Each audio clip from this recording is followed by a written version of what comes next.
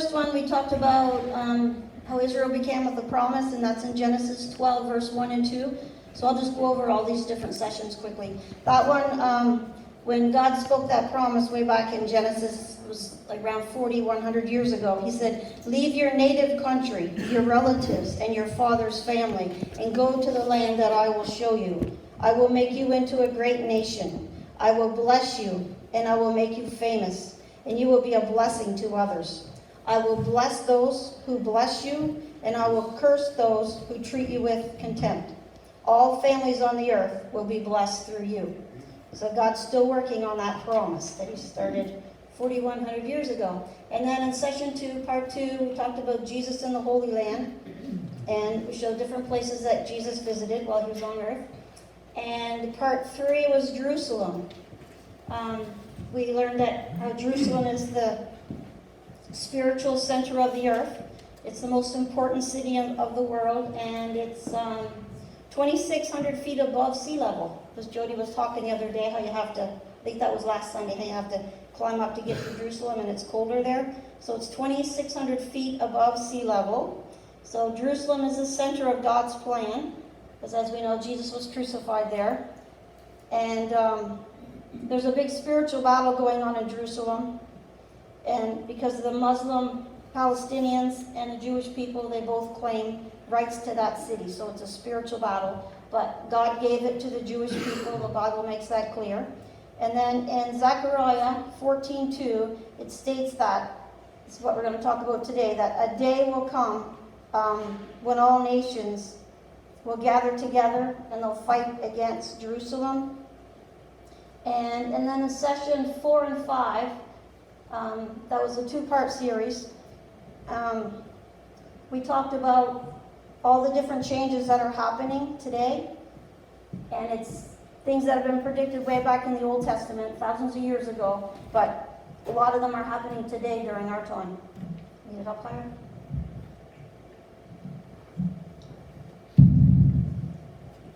Thanks, okay. So in part 4, we talked about how it's a miracle that they're a nation now, and we talked about the United Nations. They got together and had a vote. I guess that was in part 5. Part 4, we talked about the Jewish people that returned. They all stayed together as a group, because all the different ancient groups in the Bible, they all have disappeared, except for the Jewish people. So even though they've been scattered around the earth for 2,000 years, there's still a group of people called the Jewish people. So that was a miracle in itself. And in session 5, we talked about them becoming a nation. We talked about that last week.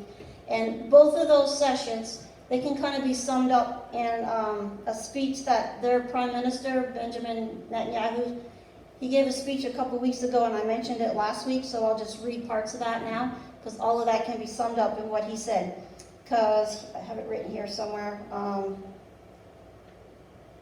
He said, the Jewish people, they're the only people in the world who live in the same land, speak the same language, have the same capital, have the same religion, with the same name as they had 300 years ago. So all of that's happening now. So it shows that God has big plans for the Jewish people and with Israel. So when the Jewish people left, the land became cursed, and it turned into a desert land. There were some swamps there, and it was a dry desert. There's rocks there. And then when they came back, that's what they saw, is land that was cursed. There's just a desert with rocks. Nothing was growing there.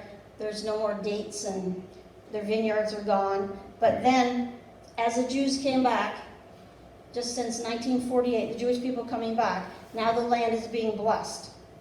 And there's lots of things growing there. We looked at that last week. And we even showed pictures of where we were in Israel, where the Jewish people are. And then we looked at pictures where the Muslim Palestinians are, and you can see the difference in the land. Like our tour guide told us that it's like the land is crying out for its rightful owners. And we showed videos of that. And we talked about how the tourism is booming right now in Israel. And another miracle is like the language returning. The Hebrew language has been dead for almost 2,000 years, and now it's returned. There's millions of people even around the world that speak Hebrew. And Hebrew is the language of Israel now. That happened in 1948, the official language of Israel. So when people move there, the Jewish people move there, they need to learn the Hebrew language. And so today, we're going to talk about the Dead Sea and the Dead Sea Scrolls. Because there's prophecies written back in the Old Testament about the Dead Sea, and that's starting to be fulfilled now. We're going to talk about that. And then the next week, we're going to talk about blessed to become a blessing. We're going to talk about how it's important to bless the Jewish people and how God is going to use them to bless us. That's the most amazing part I found when I was doing the series, is how much the Jewish people are blessing us, like things that I wasn't even aware of. So that'll be next week, part 7. And then we're going to skip a week because someone has to use our church for that Sunday night. But then the week after that, we'll do the importance of praying for Israel. So this is the part we're doing today, the Dead Sea and the Dead Sea Scrolls.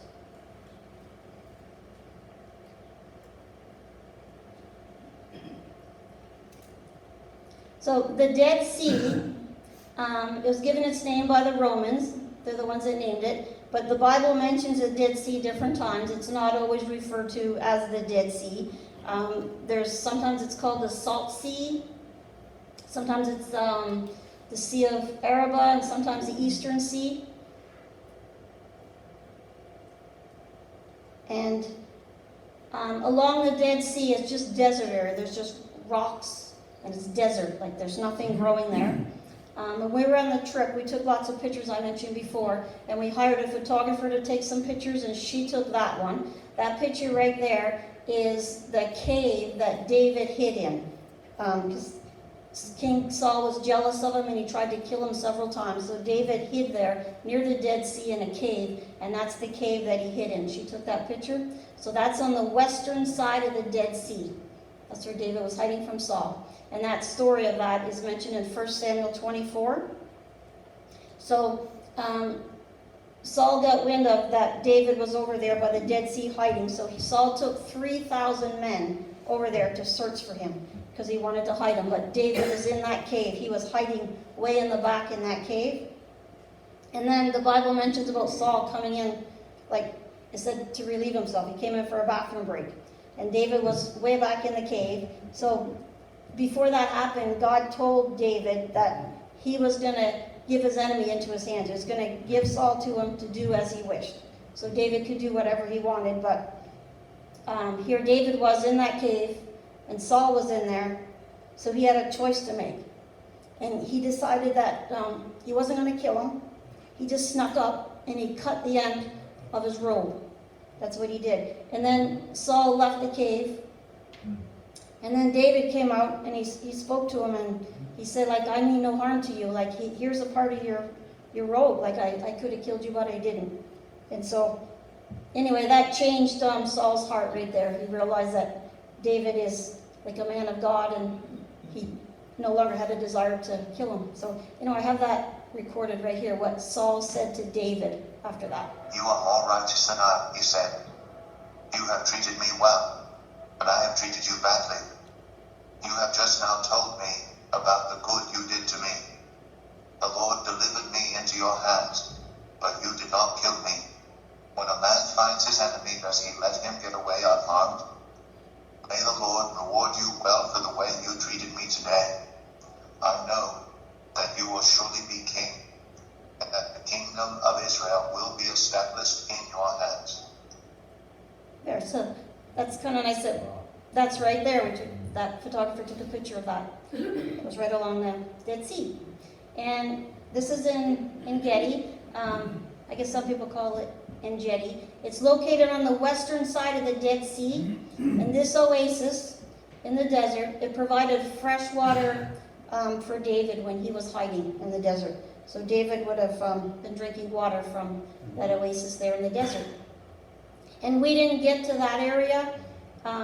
Our tour guide, Aura, she put that on her Facebook page later. She gives tours a lot. And she put a picture of that on there, and she took another route there. She said it's better if you go there at a different time of the year. But she didn't take us there, but our photographer took that picture and gave us that picture. Okay, so the miracle of the Dead Sea. This famous body of water is a 34-mile-long saltwater lake. And there's a map right there. We talked about the Sea of Galilee, that's up here. It's a map of Israel. And the Dead Sea is right there.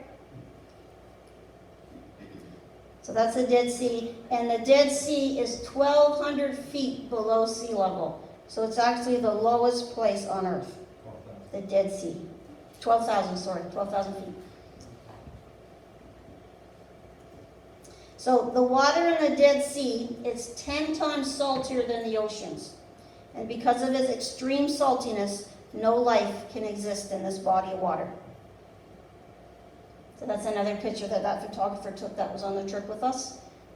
So you can see at the bottom, that's the mud and salt at the bottom. So there's a picture of Wayne and I are in the middle right here. Swimming, Wayne's waving at you. So the level of salt in this saltwater lake is so high that the water is very dense. It's so dense that people easily float in the water, even if they don't know how to swim. So you just kind of like lay back and you float. And I was reading somewhere that can be very dangerous too, because they say that in order to drown, you don't have to always sink. Because you would think, well, the Dead Sea, you float, then you're fine, you won't drown. But you can drown, so you should never go face forward and try to swim, because you can't get up. I actually tried that because I didn't know that I wasn't supposed to do that. And I couldn't get up, but luckily I wasn't in deep water. I just could stand up. So if I was in deep water, then I would really struggle to get turned over. So that's why people lie on their back. And there's another picture there, and that's a video. You can see there's me, there's Wayne, he's looking out. And this is a video of Wayne, he's standing there, and then all of a sudden he'll just go back and he'll float in the water. And Wayne can't float. Like if he's in the water, he doesn't know how to float. But he could float there. So I'll play that video. Here he is.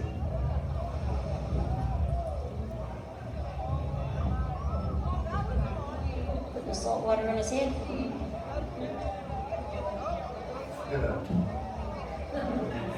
Yep, so you just float.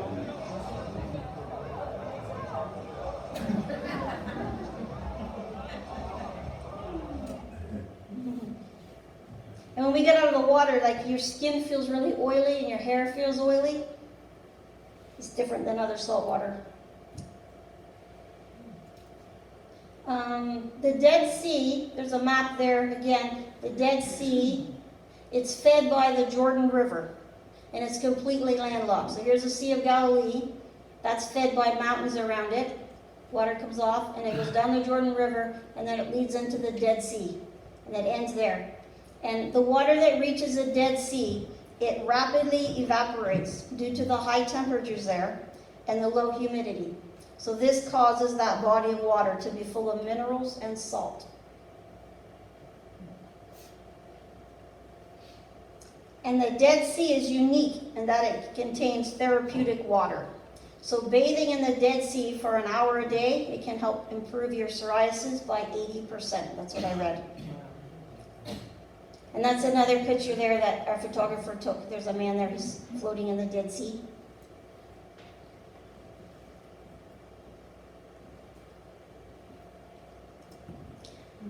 The salt from the Dead Sea can be massaged into your scalp to help get rid of dandruff. And there are many other benefits, which includes hydrating the skin and healing chronic skin conditions and relaxing the muscles. So there you can see more mud around the edge of the Dead Sea. Yep, I put some mud on Wayne there. That's where he had got some in his mouth.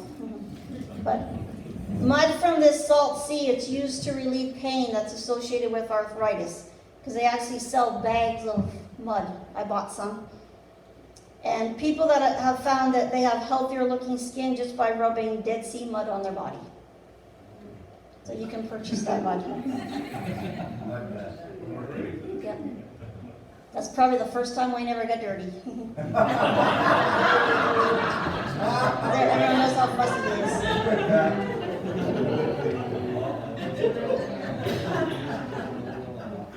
So while at the Dead Sea, you are breathing some of the highest quality oxygen in the world, so it's a great place with people with respiratory problems.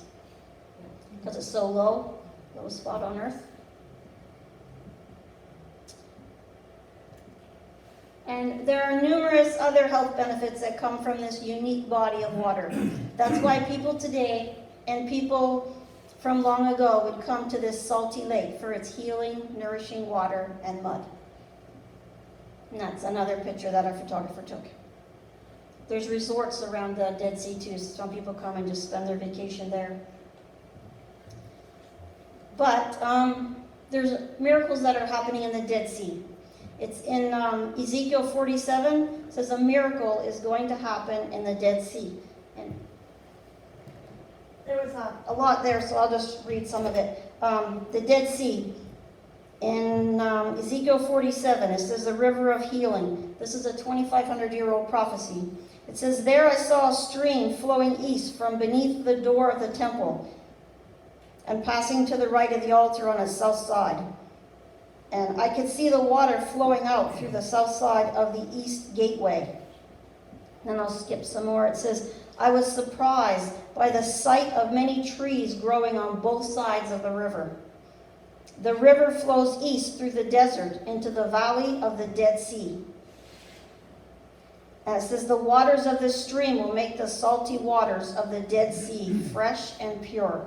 And there are swarms of living things wherever the water of this river flows. Fish will abound in the Dead Sea, for its waters will become fresh. Life will flourish wherever this water flows.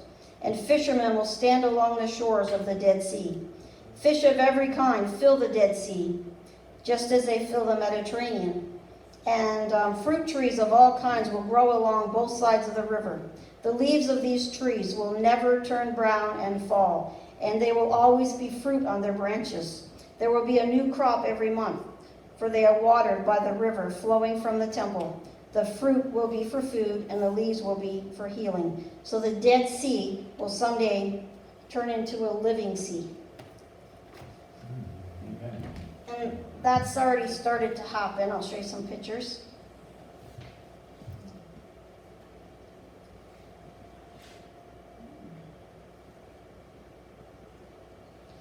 There we go. About 2,500 years ago, Ezekiel wrote about this salt sea coming alive. He prophesied that the Dead Sea would be filled with fresh water and that it will contain a great multitude of fish.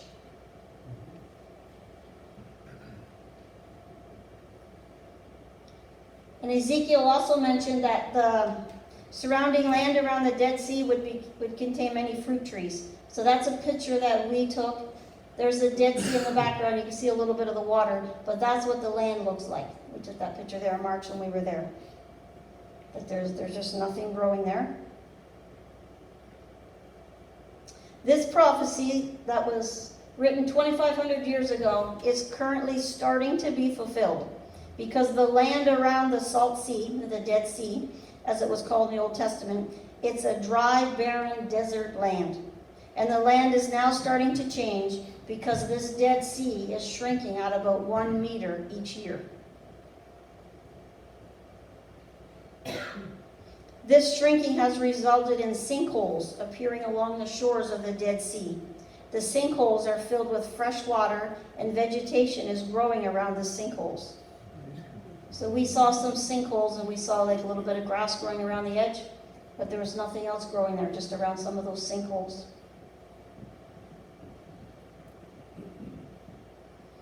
And there was a sign, it says the first sinkhole appeared in the 1980s, but by 1990 there were 40 sinkholes, and now there are about 3,000 sinkholes, because there's about a new one appearing every day.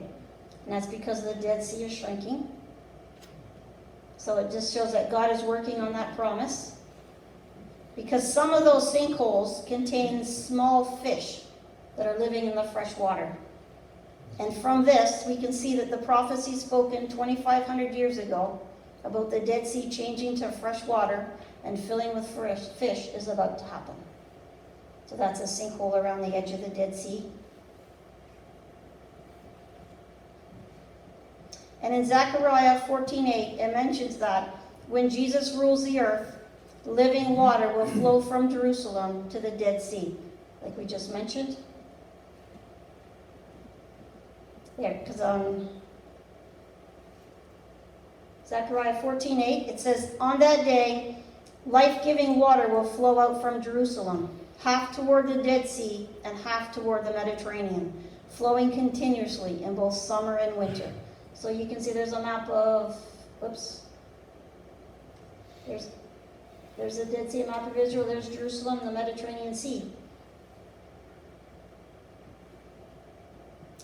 So in addition to the area around the Dead Sea changing, the Dead Sea itself is going through miraculous changes. There's transformation going on there. Because in recent years, people have noticed ripples on the surface of the Dead Sea. Ripples just like that, just as if a fish jumped and you see ripples. And they're wondering why, because nothing lives in the Dead Sea. It's too salty. So like if you go in the Dead Sea, you don't have to worry about anything in there biting your toes because nothing lives in the Dead Sea, unlike the lakes. So divers have discovered that they had to make special equipment for the divers and put these heavy weights on them so they could go down and investigate. And what they discovered that those ripples are caused by freshwater springs that are located on the bottom of the Dead Sea. Because it's really salty water, but right now there's freshwater springs at the bottom and fresh water is flowing up. So this transformation of water from being highly salty to becoming fresh water is what was mentioned in God's Word 2,500 years ago. And I went online and I looked to see what the divers were saying, because some divers go down and investigate what they see. And they talked about how on a clear day, if you go diving there, they said it's beautiful because all the salt crystals, it shines. It said it looks like 1,000,000 diamonds in the sea. Because they don't go diving and looking for fish because there's nothing there. But they get to see the salt crystals that looks like diamonds. So there's growing evidence to confirm that the twin cities of Sodom and Gomorrah were located along the southern portion of the Dead Sea. There's a map there. The Dead Sea, and they think that Sodom and Gomorrah was located right at the bottom on the southwestern part.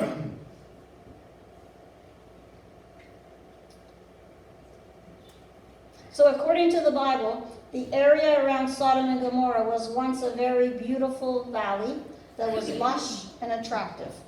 But you see this picture, that's what the area around the Dead Sea looks like now. So there's really nothing beautiful, lush, and attractive about it. But in Genesis 13:10, it tells us that Lot chose land that he believed to be the best land, because he chose land around the Dead Sea, if that is where Sodom and Gomorrah was. And it says, "And Lot lifted his eyes, and he saw the plains of Jordan, that was well watered everywhere, before the Lord destroyed Sodom and Gomorrah." It was like the garden of the Lord. So that's what it looks like now. So the area around the Dead Sea, it's no longer like the garden of the Lord.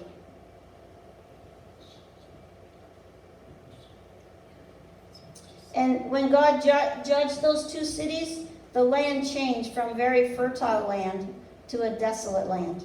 So this land has been a barren region since the destruction of Sodom and Gomorrah. And this is just a video that Daniel took. He just had my mother's iPad, and he took it from the window of the buses we were driving along. So there's the land around the Dead Sea, and in the background you can see the Dead Sea.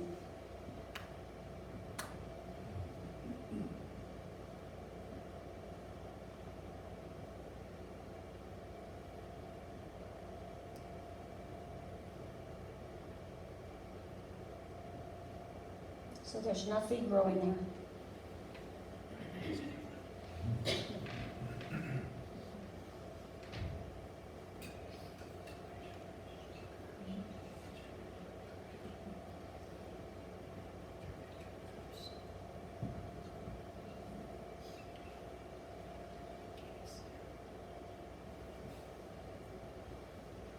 So God has rained fire and brimstone on the land, which destroyed everything. The whole valley was a furnace of fire. In Genesis 19, verse 24 to 25, It says that, then the Lord rained down fire and burning sulfur from the sky on Sodom and Gomorrah. He utterly destroyed them, along with the other cities and villages of the plain, wiping out all the people and every bit of vegetation. So in Deuteronomy 29, verse 23, it states that nothing grew around the area after Sodom and Gomorrah were destroyed. It says, the whole land is brimstone, salt, and burning. It is not sown, nor does it bear, nor does it any grass grow there.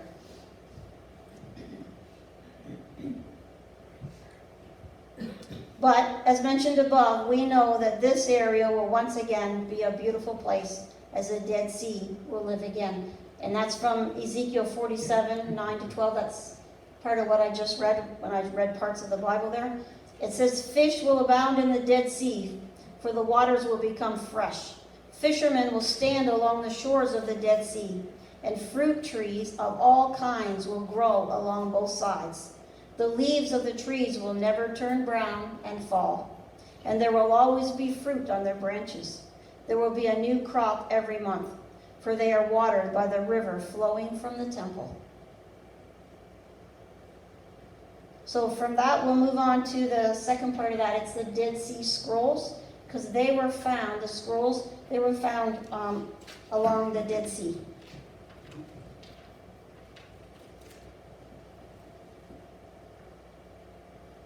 So that's an area around the Dead Sea, and you can see right there caves. That's where they found the Dead Sea Scrolls. That was an ancient copy of the Bible, and they were found in 1947. It was in 1947, a shepherd was looking for his lost goats among these caves near the Dead Sea. And he thought maybe the goat was in one of the distant caves, so he threw a rock in the cave in hopes that the goat would come out. And once he threw the rock, he heard the shattering sound of pottery breaking. And the shepherd decided to go in the cave, and from there he discovered clay jars filled with scrolls, which contained Hebrew text written on them. So the scrolls, it was like leather, animal skin, and I read somewhere someone quoted this shepherd. He said, all I found was, what did you say, stinking leather, I think he called it. So he didn't know the significance of what it was. He didn't know what it was. So not knowing the significance of what he discovered, this shepherd sold the scrolls to an antique dealer. And from there, the scrolls changed hands a few times. So he discovered these scrolls in 1947. It was actually January of 1947. And then he took them to an antique shop, because that's what someone recommended that he do. And that happened in July of 1947. It was July 1947 that someone came and bought the scrolls. And they purchased the scrolls for $97.20. So, yeah, so the antique dealer, he got a third of it, and that shepherd got 2/3. So the antique dealer got $32.40, and that shepherd got $64.80 for those scrolls. And then it was November, that same year, November 1947, it was discovered that the scrolls were an ancient copy of God's Word. And that's the original clay jar that some of the scrolls were found in. So the scrolls were eventually in the hands of a professor who could read Hebrew. This professor started reading the scrolls, and he discovered that what he was reading was actually a 2,000-year-old copy of a Bible, which contained all the books of the Old Testament, all of them except for the book of Esther. So this professor, he was an archaeologist, and he knew some Hebrew. And he kept a journal, and this is what he wrote in his journal. This professor who was reading the scrolls, he said, "My hand shook as I started to unwrap one of them. I read a few sentences. It was written in beautiful biblical Hebrew. The language was like that of the Psalms, but the text was unknown to me. I looked, and suddenly I had a feeling that I was privileged by destiny to gaze upon a Hebrew scroll which has not been read in more than 2,000 years. So here he was, he did that, and then he decided he's going to take them home to his office and examine them further. So that's what he did. And this part is pretty amazing here. So while he was examining the scrolls in his home, the United Nations were voting on whether the Jewish people should live in the land of Palestine, which is what it was called before it was called Israel, the former Promised Land.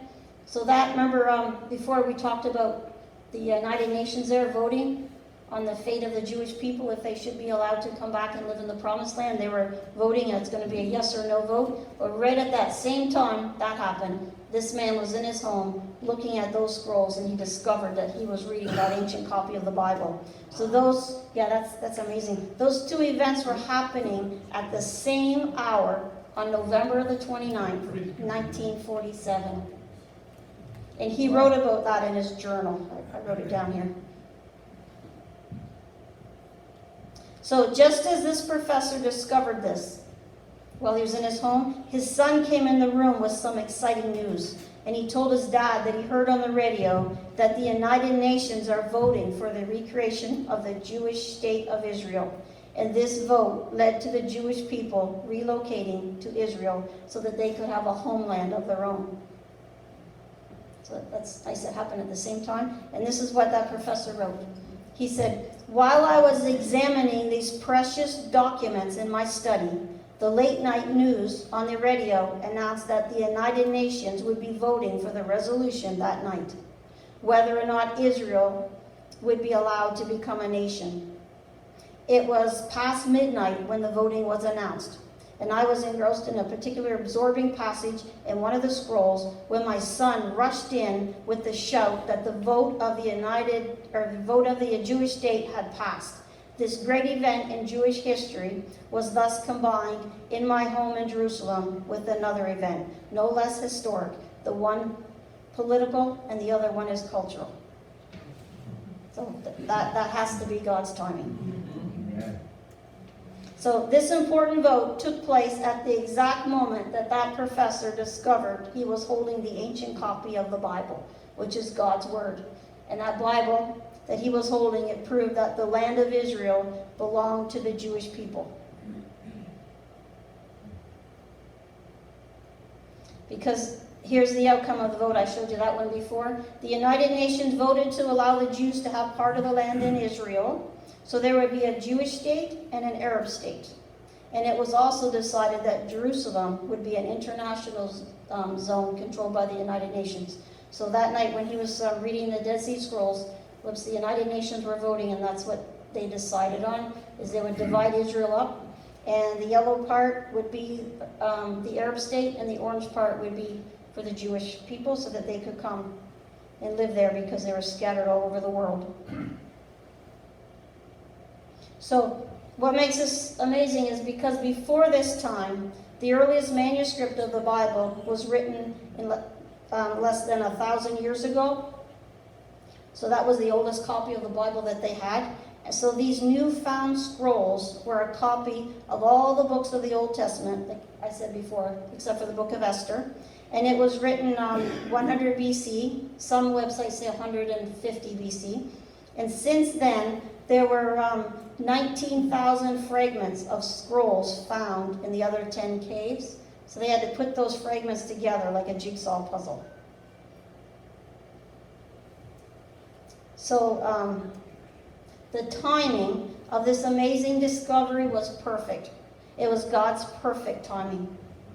Because during this time, people, like before the United Nations got together, people started to wonder if the Jewish people had fabricated the Bible, or if maybe they changed parts of it to suit their needs. And then they even wondered if it was actually the Word of God.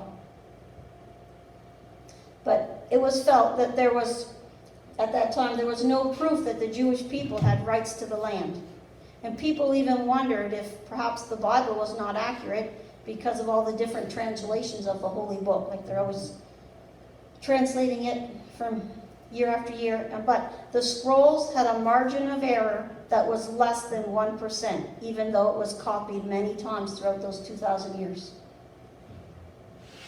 So here they had to write it all down by hand. And they couldn't find errors in it. It was just minor things. I think one of them was the height of Goliath was one of the changes. But other than that, it was word for word. So it's amazing that, like those caves that I showed you, those scrolls were in those caves. So those scrolls were sitting there in the clay jars, located in a cave for 2,000 years, without anybody discovering them or disturbing them. So that's amazing in itself, because I'm sure there would have been people walking by and wondering, like, I wonder what's in those caves. But no one ever touched them. They were never discovered. And because the scrolls were hidden along the Dead Sea, it helped to preserve them, because the dry climate in the Dead Sea region, it helped to preserve those scrolls, that ancient copy of the Old Testament. So I wrote, that's God's perfect timing. I wrote, it's like the scrolls had been hidden in the cave for 2,000 years until they were meant to be found, until God wanted them to be found. It's like the scrolls were waiting there in the cave until the chosen people were meant to return home to their promised land.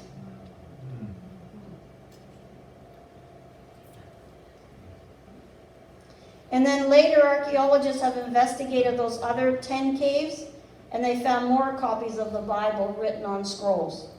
So most of the scrolls were made from animal skins, and one of them was made from copper. And then I showed you this place before. This is Masada. They actually found copies of the Bible up in there too, some of the scrolls. But in addition, some fragments of biblical scrolls were found within the structures of the palaces of Masada. And that's because, I'll show you the next slide, I'll tell you about that. Anyway, that's when we toured Masada. That's that big mountain in the middle of the desert, and I showed you how we had to go there on cable cars. And there's another picture of it. And that place, it used to contain palaces, and that was all built by Herod the Great. Like, doesn't feel right to call him Herod the Great, but that's what they nicknamed him because he was a great builder. So he built this area. And then after he died, the Jewish people came there when the Romans destroyed Jerusalem in 70 AD. A lot of them left and went to other places in the world, but there were some Jews came here. There was like 967 of them that came here to hide in that desert. And they actually stayed there for 3 years before the Romans came. And up there it had palaces, and it had storehouses for food, and it had large water reserves that they used to save the water from the rains. So they had everything they needed to survive. And they stayed there 3 years, hiding up on top of this mountain, and they had their Bibles with them, their scrolls, and they hid them there. And those scrolls that they found there, it contained pieces from the book of Genesis and Leviticus and Deuteronomy and Ezekiel and Psalms. And there's another picture of it there. So that King Herod, he would come here sometimes. And like I said, they considered him a great builder. That's why they called him Herod the Great. But he was actually a wicked king. Because if anyone crossed him, his solution would be to murder them. And I read that he actually murdered 2 of his sons. And he murdered his brother-in-law. And he even actually murdered his favorite wife because he had a hunch that she was having an affair on him. So he murdered her too. And then shortly before he died, he tried to kill Jesus. Remember in the Christmas story when Jesus was born, the wise men came, and the wise men were told to go back to King Herod to tell him where Jesus was, but then they got word from a dream that they weren't supposed to go back. So Herod was looking for Jesus, couldn't find him, so therefore he decided to have all those babies 2 years and under slaughtered in the land, and he was hoping one of them would be Jesus. So then Mary and Joseph, they were told to go to Egypt to hide Jesus so that he'd be safe.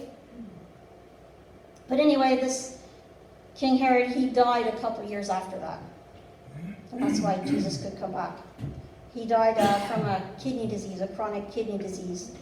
And another thing, before he died, he knew he was dying. He actually had this dying wish. And what he wanted is for people that were well known in the land, people that were famous, he wanted them to be murdered on the day of his burial. Because when they buried him, he thought the people in the land would be really excited and celebrate that he had passed. And he didn't want that to happen. He wanted there to be someone that everyone was close to that was dead, so everybody in the land would be mourning. Even though they weren't mourning for his loss, they'd be mourning someone. So he had a lot of people slaughtered on the day of his burial. So because the Jewish people had a desire to preserve God's word, the scrolls and the fragments of the Bible that were pieced together, they have been saved. And it proves that the Bible is the very word of God, and it's free from error and contradictions. So this is a copy right here, the oldest Bible ever found. And Jackie and Doug, they actually have a copy of the scrolls, and it's back there. They let us look at it there. It's on a board back there, so you can look at it. And on that, it has the 10 Commandments. It's all written in Hebrew. And like I mentioned before, they read it from right to left instead of left to right. So it shows you the Hebrew language, and it's the copy of the 10 Commandments. So you can look at that on your way out.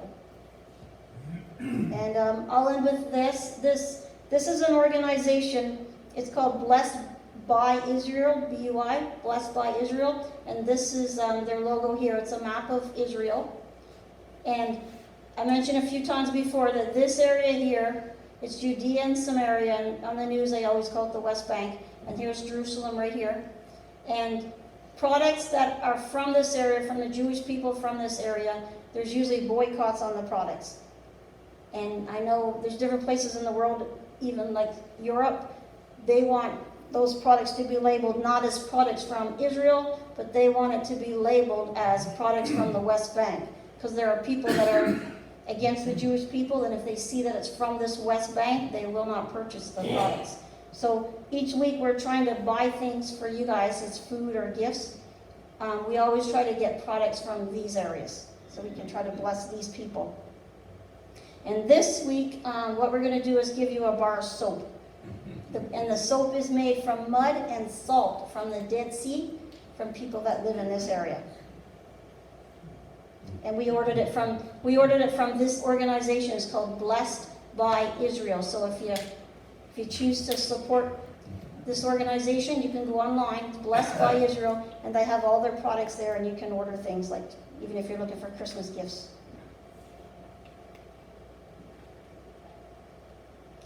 And here's an acronym. It's BDS. I've mentioned that a few times before. That's called B for boycott, divestment, sanctions.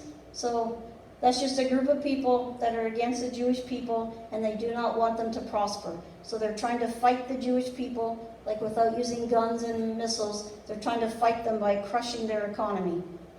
So that's what they're working on. But that Blessed by Israel, the one I just mentioned, they're using the same acronym, BDS, but they're changing it. What they name it is, I have it written here, it's called, I wrote it here somewhere. Yeah, they're saying that the B is going to be for bless, D is for defend, and S is for serve Israel, God, and the Jewish people. So this Blessed by Israel, that started in 2016. So they start getting the Jewish people in this Judea and Samaria area. Right on that map, it's called the West Bank. And they help them to label their products, and they help them to export them. And they also claim, the person who started this Blessed by Israel, he has studied a lot about the Jewish people and the Holocaust and history, and he's saying that what is happening today is the same thing that happened right before the Holocaust. So he's really concerned about that. That's why he started that Blessed by Israel. And let's see if I have anything else here I wanted to add. Oh yeah, the soap. The Dead Sea soap, I'm going to give you a bar of soap. The owner of that company is Sholomo. He had a son who was born with Down syndrome, and he wanted his son to sow into the land that God gave them because they think that's their duty. It's not just a prophecy, but they feel that they have to make it happen. And his son was born with Down syndrome. So he thought, I got to find a way for my son to take part in this. So anyway, he started a company, a soap making company. So he taught his son how to stamp the soap and to package it. And so his son has a job and he makes an income. And from that, he hires other special needs people. So that soap that you're going to receive is packaged by special needs people. So they stamp it and label it and they wrap the soap. And they even go around Israel and they'll pick medicinal plants to put in the soap. And anyway, when I ordered the soap, I told them what we're doing here at the church, and I asked them if they had any samples of anything from the Dead Sea, because I wanted to give something from the Dead Sea, like samples of something, and all they had was soap. Like I didn't know if they had any hand creams or samples of mud, but they said, well, we have soap that's made from the mud from the Dead Sea. And they sent us a note here, and it says, thank you so much for your loving support for Israel and the Jewish people. Your support and sharing the truth about Israel encourages us and supports the Jewish communities living and rebuilding their land and the home promised to them by God. And then they took off $1 off the cost of each bar of soap. They're trying to bless us. So, yeah, so there's soap. It all has natural things in it. Like a lot of times soap has a lot of chemicals in it. So like our skin is like our largest organ of our body. So whatever you put on your skin, it goes through your bloodstream, goes in your body. And I notice sometimes if you look at sunscreens and lotions and soaps, there's a lot of scary ingredients in it. But his soap, it just has olive oil and coconut oil and palm oil, and has almond oil, sesame oil. It has salt and mud from the Dead Sea, and patchouli and lavender essential oils. And then it's also made from medicinal plants that grow around Israel. And there's 4 scents. This one it's called Melissa. I didn't even know there was a plant called Melissa. But I read about it. It's related to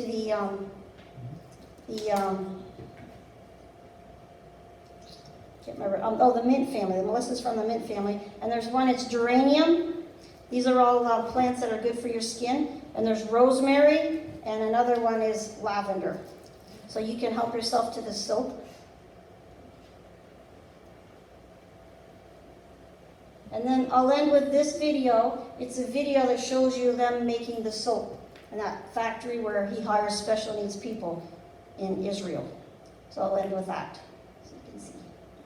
Hey, this is Samuel with Blessed by Israel, and I'm super excited to be able to share with you this new video from our good friend Shlomo Keshet from Saboneto Soaps. You see, Shlomo has 2 great passions in his life. The first is the restoration of Judea and Samaria. The second is enabling everyone to participate in that restoration, especially those with special needs. See, Shlomo's story started when his 4th-born son Elnatan was born with Down syndrome. Since then, Shlomo has built this factory in order to supply work for those with special needs. This video is just going to give you a small glimpse into the inner workings of the Saboneto Soap factory, but more importantly, it's going to show you the hope it gives to those in the land of Israel who need it most.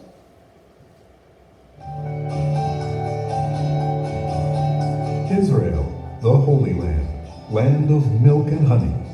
The rich, fruitful soil conceals ancient treasures at its heart. One of these ancient treasures is the land's unique flora, rich in essences beneficial to both body and soul, and used by the people of Israel for thousands of years. At Saboneto, we tread historic paths of nature and the land, using traditional methods and innovative extraction technologies to produce exceptional handcrafted compounds while ensuring the highest quality in all of our production. The skin is our largest organ and the link with our surroundings, protecting us and also absorbing substances from the environment like air, water, and even soap. We strive to give our bodies the best that we can. At Saboneto, We preserve the intrinsic qualities of our essences by using traditional cold production methods without the use of chemicals.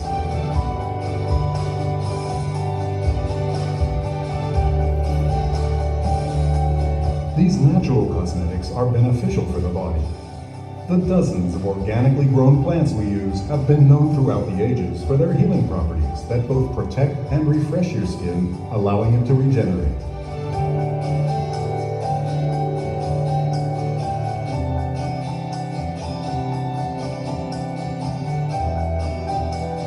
Sabonetto soaps incorporate Dead Sea mud and salts, which contain high concentrations of a unique blend of minerals that stimulate circulation. At Sabonetto, we believe in people. As part of our commitment to the community, we employ individuals with special needs. They're employed in jobs that suit their abilities, empowering them and preserving their dignity. They earn a respectable salary that affords them a great deal of satisfaction, joy, and a big smile. When you buy Sabonetto's high-quality soaps, you not only enjoy a superior product, but you're also a full partner in strengthening our community in the land of Israel. Sabonetto, healthy for the body, great for the soul.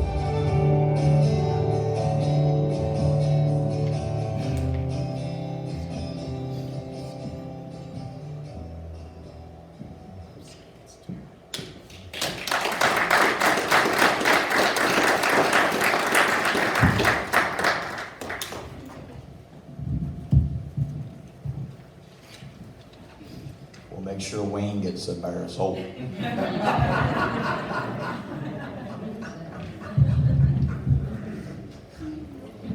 Well, that was good, eh? That was good. So, as you're learning and as you're seeing over there, the entrepreneurship that the Lord has put into the minds and the hearts of these people to come up with, really it's nothing but revelation. And then the Lord gives them revelation, then He gives them understanding, then they just see it come to fruition. It's absolutely amazing. So one night we were on tour. Was it the tunnel we were in? Was it the tunnel we were in? You got a picture? Oh my. We'll have to show that, Patty Ann. It's too good to keep between ourselves. And we were on a tour. It had to go in the evening time. And it was a tour, I believe, under the Wailing Wall. And what was it? Probably, would there be 50 of us in that tour that night, or was it a little less than that? Yeah. She's like, what are you up to? So let's just say there's 50. There's 50 or more anyway. And the poor tour guide kept taking roll call. Because the security was very high, so when you went through a certain door, they had to make sure that the same amount of people went in. That was who was accounted for. Very, very, very important. And so, of course, we get in there, and the counting starts. And, of course, we're all like cats. We're milling around looking at things. And so, the poor soul that was the tour guide trying to keep track of us, we really wasn't helping out a whole lot because we were milling around and doing our thing. And well, the poor soul kept losing count. And so, of course, there's a few folks in the group decided they're going to take charge. Well, they couldn't accomplish the feat either. And so the poor old tour guide was just about ready to have a spell. There's no two ways about it. And finally, we hear this squeaky voice. All right, everybody. Put your hands up. Well, Vivian got the job done.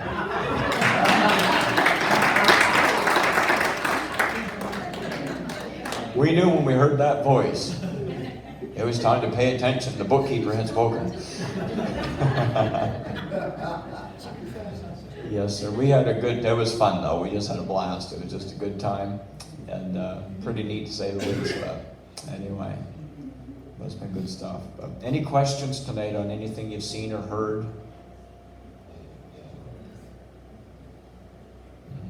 Them springs they found underneath the GSP, are they going under that, or they coming up through us?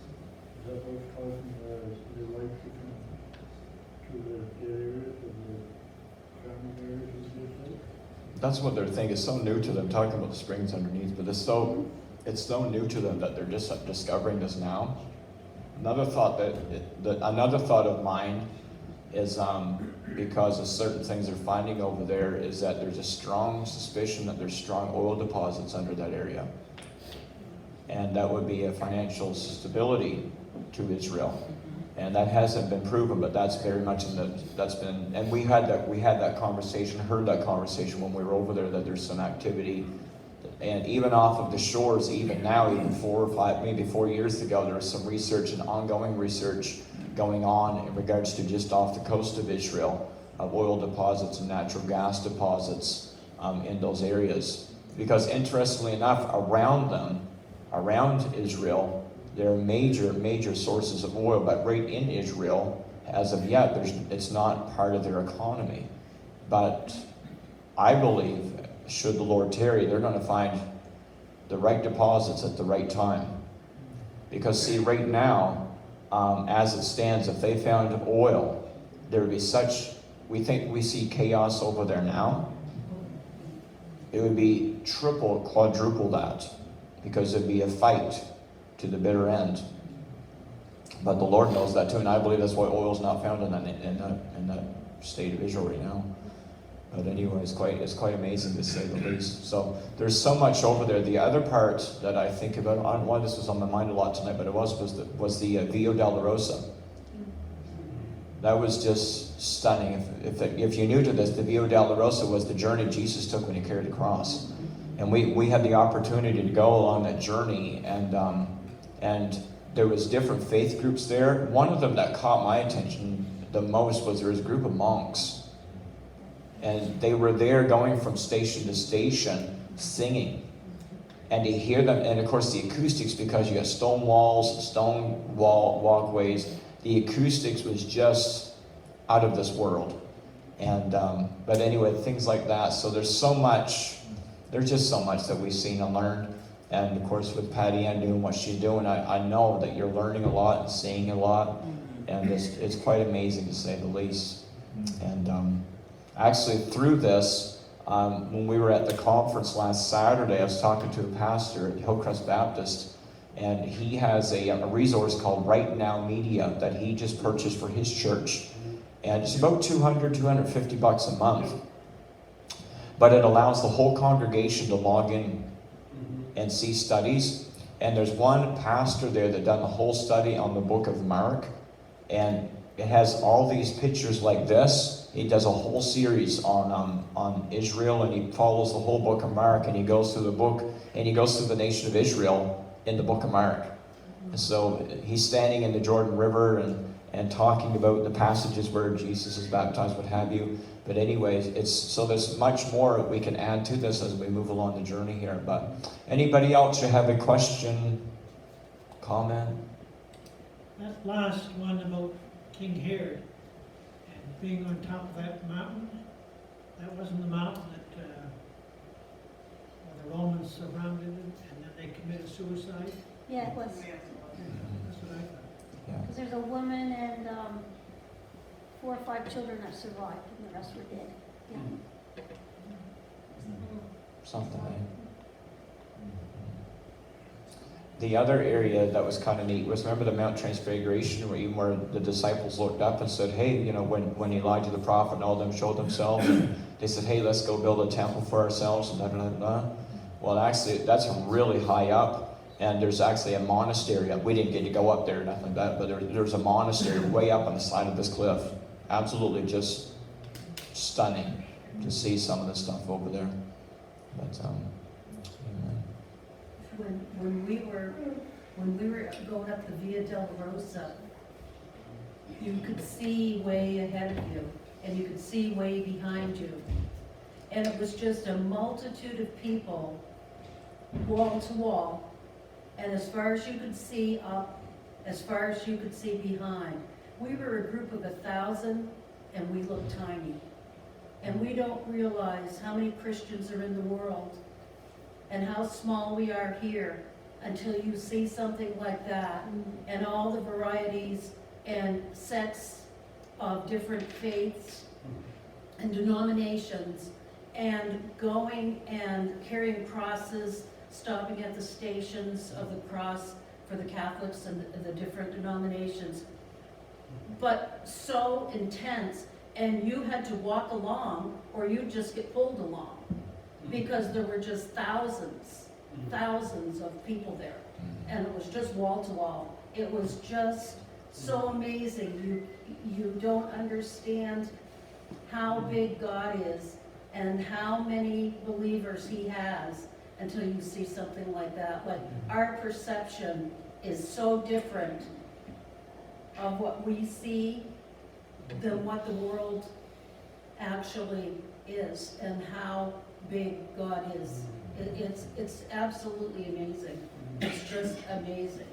What I thought was neat too is as Patty Ann was teaching tonight, and I thought about this in the trip and I sort of forgot about it. Maybe as a sleep aid or something, I'm not sure. Patty Ann was teaching along, and what was neat about it was this, was of all the places in the world that the Roman Empire could have set up shop, King Herod's summer home was in this area. It's like, talk about commonality. It's like even the power of God's work drew the pagans and drew those people into this area it's just absolutely amazing. Darren, you had a comment or a question? I think Tracy did. Oh, okay, Tracy. Mine's kind of silly, probably, but No. the miracle of the Dead Sea, where these sinkholes are popping up, and they have fish in them. Where are the fish coming from? Are they stocking these sinkholes, or is that the miracle? Was that a fish? I don't know, I could look it up and see. We'd have to look it up and see. Don't know. Yeah, because I mean, the picture showed a bunch of fish in there, but they didn't just pull up from the ground. I do know when they arrive in that area, they'd be dead quite quickly. Yeah.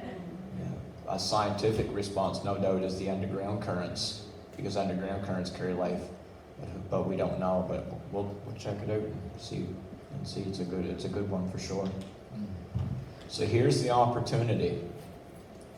I think the opportunity is this, as we go back in a few minutes and check out the soap and things like that, is if you're looking for something to do that says, Lord, how can I bless Israel? How can I be part of that miracle that's ongoing over there? Is partner, and this is what I'm going to be doing in the new year in 2020, is partnering, same as what Wayne and Pat have done with some of these companies, and partner with some of these folks and buy some of their products, because every little bit helps. And if we can sponsor and support and bless them, we know the end result. We bless them, God blesses us, and we don't even do it for the blessing, that's just part of the package. We do it because God's got a people for his name's sake, and why not? Right? Because everything that we touch from there is blessed from the get-go. Amen? Amen. Well, if there's no further comments or questions, we'll stand. We're going to pray over Israel.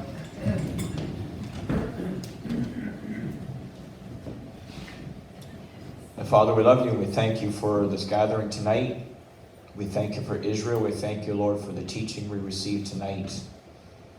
And Father, we don't take it one bit for granted as we learn, as we study, as we grow as people. Father, of all the believers around the planet, I pray that we understand and have a better understanding of what you went through. And when you say you've got a plan, you have a plan, and you mean clear business. Father, I pray that all the businesses in Israel that support your work, your kingdom, your mindset, Father, they'll be blessed. I pray we in the Western Hemisphere will come to a realization of sponsoring these companies. And Father, I pray that you'll bless them and flourish them and protect them, and that you'll be around about each one of them. Thank you for history. Thank you for the fact that the Dead Sea Scrolls were found. And I know for a lot of people that are mostly type A or analytically minded, that's a really big deal. Not everybody's going to just say, yep, I believe so because, but some people are going to need. Even Thomas said, I'll believe when I touch him, but when he touched you, he declared, my Lord and my God. It's okay to ask questions and get clarity on things. So thank you, Father, for the preservation of that and the miracle of keeping the accuracy through the thousands of years. So Father, I pray as we leave this place, we will not leave your presence. We surely do not leave your promises.